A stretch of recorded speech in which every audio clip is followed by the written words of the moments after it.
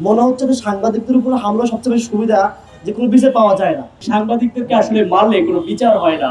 সাংবাদিকতা পেশায় কেউ আসতে চাইলে আমি নিষেধ করি ব্যক্তিগতভাবে। আপনারা মজলুম ছিলেন, সেই মজলুম থেকে আপনারা জালিমের ভূমিকায় অবতীর্ণ হবেন না। একই সাথে আমাদের অনেক সহকর্মীর ডিভাইসগুলো নষ্ট করেছে তারা। এই সংস্কৃতি কিন্তু পুরনো সংস্কৃতি আর আমরা দেখতে চাই না। জামাতের দ্বারা সকালে হামলার শিকার হয়েছে সাংবাদিকরা, তারা আশ্বস্ত করার চেষ্টা করছেন, তার বিচার করবেন। কিন্তু এটা দুদিন পরেই কিন্তু আবার এটা সবাই ভুলে যাবে, যে লাউ সেই কদু।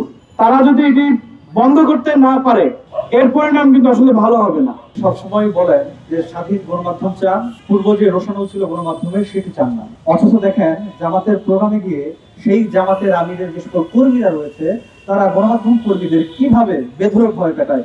এই যে গণমাধ্যম কর্মীর উপর হামলা হয়েছে, বেধড়ক পেটানো হয়েছে, আমরা এটা সুস্থ একটা বিচার চাই। যে জামাতের আমির সাহেব স্বাধীন গণমাধ্যম চান, সেই জামাতের আমির সাহেব আসলে এটার বিরুদ্ধে কি ব্যবস্থা নেন এটা আমরা দেখতে চাই।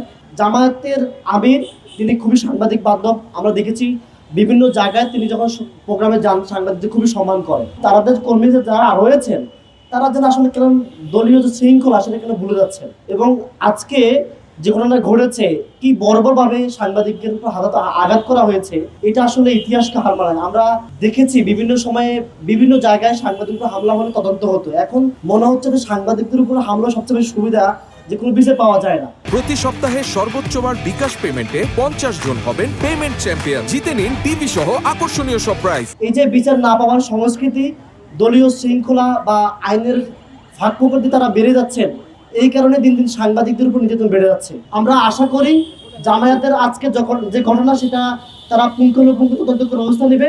সাংবাদিকদেরকে আসলে মারলে কোনো বিচার হয় না। এটি হচ্ছে যে সর্বোচ্চ ক্ষমা চায়, একটা ফেসবুকে ছবি স্ট্যাটাস দেয় যে আমরা মিউচুয়াল হয়ে গেছি। আসলে যেই ব্যক্তি মার খায় সেই জানে, এবং তার স্বজনদের কাছ থেকে শুরু করে তার মানহানি ভাবে যেই সম্মান হানি হয় সেটি আসলে কেউ ফেরত দিতে পারে না। সাংবাদিকতা পেশায় কেউ আসতে চাইলে আমি নিষেধ করি ব্যক্তিগতভাবে।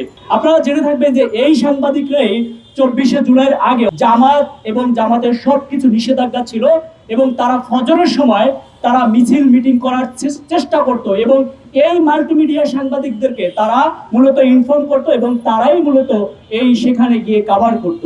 সেই সাংবাদিকদেরকে বিরোধী দল হয়ে আজকে তারা ভালো একটা অবস্থানে এসে সেই সাংবাদিকদেরকে মেরেছে। জামাতের উদ্দেশ্যে আমি বলতে চাই যে 5ই আগস্টের আগে আপনাদের অবস্থান কি ছিল। আপনারা কিন্তু সূর্যোদয়ের আগে 1 মিনিটের মিছিল করে আপনারা চলে যেতেন, এবং সেটা কিন্তু একমাত্র মাল্টিমিডিয়া রিপোর্টাররাই কিন্তু কভার দিত আপনাদেরকে। আজকে আপনারা বিরোধী দল হয়েছেন, আজকে আপনারা সাংবাদিকদের উপরে হামলা চালাচ্ছেন।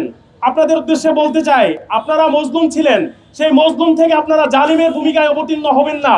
আজকে যারা আমাদের সহকর্মীরা আহত হয়েছে, একই সাথে আমাদের অনেক সহকর্মীর ডিভাইসগুলো নষ্ট করেছে তারা, মোবাইল ফোন থেকে শুরু করে মাইক্রোফোনগুলো। যারা এই ঘটনার সঙ্গে জড়িত তাদের বিরুদ্ধে ব্যবস্থা নেবেন। এই সংস্কৃতি কিন্তু পুরনো সংস্কৃতি আর আমরা দেখতে চাই না। জামাতের দ্বারা সকালে হামলার শিকার হয়েছে সাংবাদিকরা, কিছুক্ষণ পরে দেখেছি যে সোশ্যাল মিডিয়া তারা এখানে এসেছেন, তারা সাংবাদিকের কাছে এসে সমবেদনা জানাচ্ছেন, তারা আশ্বস্ত করার চেষ্টা করছেন, তার বিচার করবেন। কিন্তু এটা দুদিন পরেই কিন্তু আবার এটা সবাই ভুলে যাবে, যে লাউ সেই কদু। জামাত আজকে যে সংস্কৃতি ঘটিয়েছে, তারা যদি এটি বন্ধ করতে না পারে, এর পরিণাম কিন্তু আসলে ভালো হবে না।